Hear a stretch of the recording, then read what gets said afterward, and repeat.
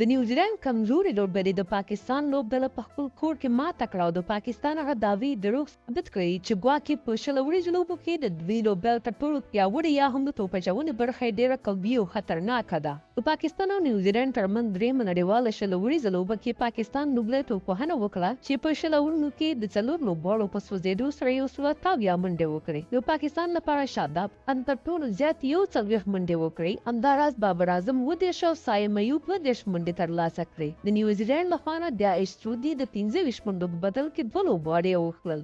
د 109 منډو هدف نیوزیلند په 19 اوور کې پوره کړ. مارک چپمن د پاکستاني توپچوونکو پر وړاندې ښه توپوهنه وکړه او په 42 یا ناسوځېدلې منډې وکړې چې نیوزیلند یې بریالی کړ. نیوزیلند به وکړو په توپیر له پاکستان څخه دغه لوبه وګټله. یادول وړ ده چې د نیوزیلند په یاده لوبډله کې یوازې هغه لوبغاړي لوبېږي چې په آی پي ایل کې نه دي اخیستل شوي او د نیوزیلند مهم لوبغاړي په آی پي ایل کې مصروفه دي. پاکستان او نیوزیلند ترمنځ لوبډلې لوبه د باران له امله نه به ترسره شوې او په دویمه لوبه کې بیا پاکستان بریا خپله کړې وه او څلورمه لوبه به د اپریل په 15 نیټه ترسره شي.